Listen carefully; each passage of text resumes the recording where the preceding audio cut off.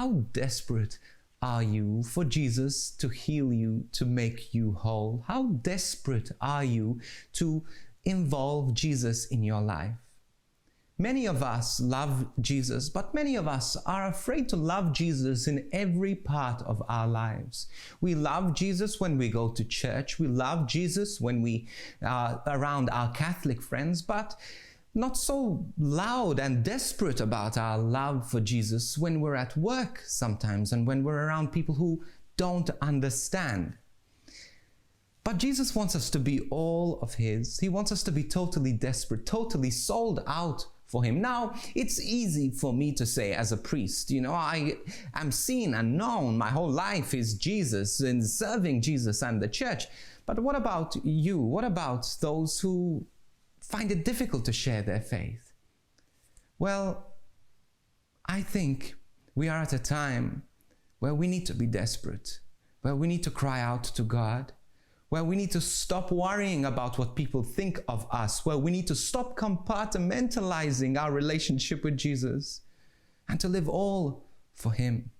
Why am I saying this? It's because we are losing a lot of the joy, a lot of the freedom, a lot of the healing, a lot of the presence of Christ when we just limit Jesus to certain rooms of our home, of our heart.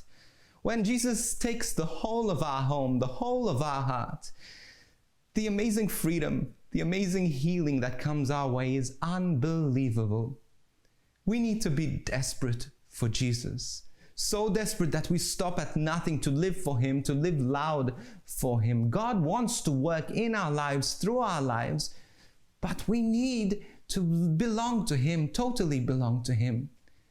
This guy, Bartimaeus, Bar means son, Timaeus means of the blind man. He was blind and he was the son of a blind man. He was in generation after generation of separation from the light.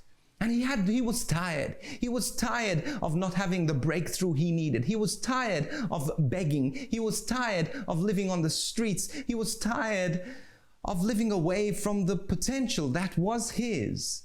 And so what did he do? He cries out to Jesus, "Jesus, Son of David, have mercy on me." And he cries out louder and louder. Now, you see, they didn't just stop Jesus through this commotion.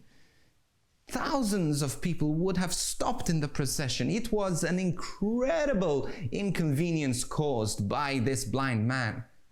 But he didn't care because he was desperate. He was desperate for healing. He was desperate for this relationship with Jesus. Now, again, I just want you, please be a people of courage. We don't have all the time in the world. We don't have an infinite number of chances. We need to live for Jesus and live for Him now. We need to love Him now. Because the worst thing that would happen is that we look back and we think, "Oh my goodness, I could have given my life to Jesus and I didn't." Give your heart, your life to Jesus. I promise you, you will not regret it. That addiction, that sin in your life, and I keep saying this over and over because I'm desperate for you to be desperate. And you cannot live a life completely belonging to Jesus if you're not desperate for Jesus. And this is what maybe you can cry out today. Cry out, "God, please, I'm not desperate for you, but I'm desperate to be desperate.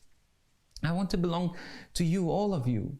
I'm tired of living in the darkness. I'm tired of the tension of compartmentalizing my relationship with you. I want to be all of yours." And I'm just going to pray quickly for those of you who are really struggling to be desperate. You're embarrassed of what people will think, of what your parents will say, what your children will think, what family, what friends would say.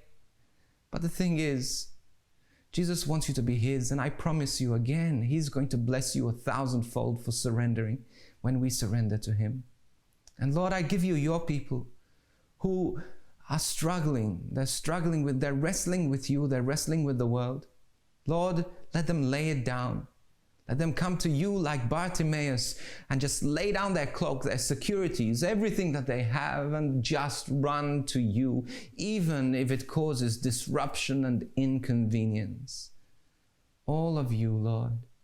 And Lord, you're going to bless them.